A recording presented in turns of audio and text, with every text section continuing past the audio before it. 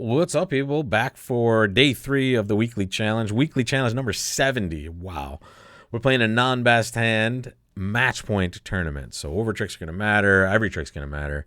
And, I've left a few tricks on the table already, but we'll see what we can continue with. The question is, what the heck do we do when it goes past a club to us? This is a double, folks. It's not the ideal shape for a double, but it's an opening hand. We may even have the best hand at the table, and this is going to be our best way to find our most playable fit. Now, what would you do, folks? Make your bid. It goes past a club to you. You doubled, or I forced you to do that, and now it goes past one spade by partner, pass to you. What are you going to bid? The correct answer, folks, is pass, right? That one spade bid is 0 to 8 points. We forced partner to bid. They could have bid anything more in that bidding box, right? 1 spade, 2 spades, 3 spades, 4 spades. They had all these options. They chose 1 spade, and that is the minimum response, and that shows 0 to 8 points. So we don't have a game. We have a fit. Great. We don't have to show partner that because we can just pass 1 spade, and that's our showing. We're saying we don't want to go any further. We know they could have even a very weak hand. Interesting play in diamonds there. We're going to play this. I'm actually going to rough a diamond with the 9 of spades, just in case. And now I'm going to take a spade finesse to the queen. Wow, finesses are good for us today. All right, there we go. There's 2 tricks. Notice I do not need to draw any more spades.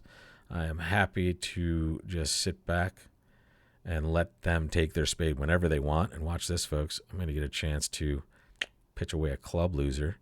And I'm going to get a chance to take the old club finesse. Wow, we're going to make 4 on this one. We got to start bidding these games. Here, notice, not drawing Trump until the very, very end when they have exhausted all of their patience and have to play it. All right, so there we go, plus 170. We're not going to go any higher, obviously, just a really clean hand with everything working for us. Notice the heart return was quite good for us. It kept an entry in the dummy in the ace of hearts, and it allowed us to just have total control of the situation, right? We take 2 spades, we leave the other one hanging out there, and then it's all about just playing those side suits. And once the hearts are 3-3, we get to pitch away a losing club as well. They could have roughed that, by the way, and then we would just transport over there with the spade and take a club finesse, right? So there it is, and everything working well for us, plus 170. We'll take that right to the bank. Next case, pass to us, yuck. Never preempt with this hand, folks. Not only is this suit just atrocious, if you put the king of hearts in the spade suit and then take another heart, put it in the diamond suit, I would preempt 2 spades. Here, not only is this suit just putridly bad, you have a 4-card heart suit, right? So if partner has a reasonable hand, and to be honest, there are 2 hands that are pretty good to our left, right? Or there are a lot of points left in the deck. Partner is just as likely as left-hand opponent is to have the better hand.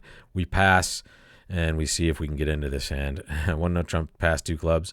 I wish I had a way to show both of these suits. I don't.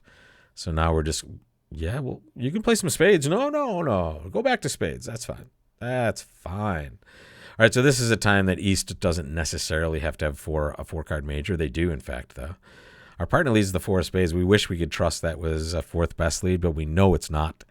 And the reason we know it's not is because left-hand opponent, folks, has 4 spades. Right? So they showed 4 cards in the spade suit to their partner Stamen bid. So, although that's not a bad lead for our hand, for sure. Wow, they're playing a low heart back to their hand. All right.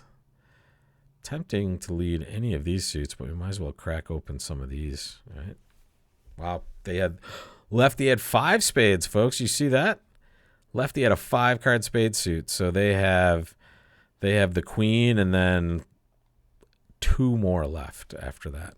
We're gonna watch that like a hawk here. There's some clubs, more clubs. There's a spade. Now they have 2 left, which means we can safely pitch 1. Now we can't. There's another spade for them, so now we can pitch away our spades. They just have that winning spade left in their hand. Unfortunately, they were squeezing us, right? No, they weren't. They just have the winnings. All right, let's see if we get it done any better. Ace, King, Queen, 5th over there. let's see what the leads look like, folks, before we jump off to a preview of tomorrow. 3-0 Trump making 3. There we go. Let's show that double dummy. It looks like we're just equal pretty much always. Notice the one key thing, if you didn't catch it live, and let me take off these double dummy little hieroglyphs here. We have Jack 10-9-8. If I were leading this suit, I would always lead the Jack, right? Top of touching honors. When I'm being led to, I play the lower of touching honors, and watch how much more descriptive this is for partner. When I play the 8 and they're winning with the ace or the king or the queen even, it's at least more descriptive. The 8 forced out one of those higher honors. So what does partner presumably have? Well, the 9, the 10, maybe more, right? But the 8 was enough to force those out. So much more descriptive from across the table. And that's why we do it that way, folks. And come back tomorrow and see what we do with this hand. You're in first chair on board 7. Make your opening bid or pass. What are you going to do, folks? Make your call and see what I do tomorrow. See you then.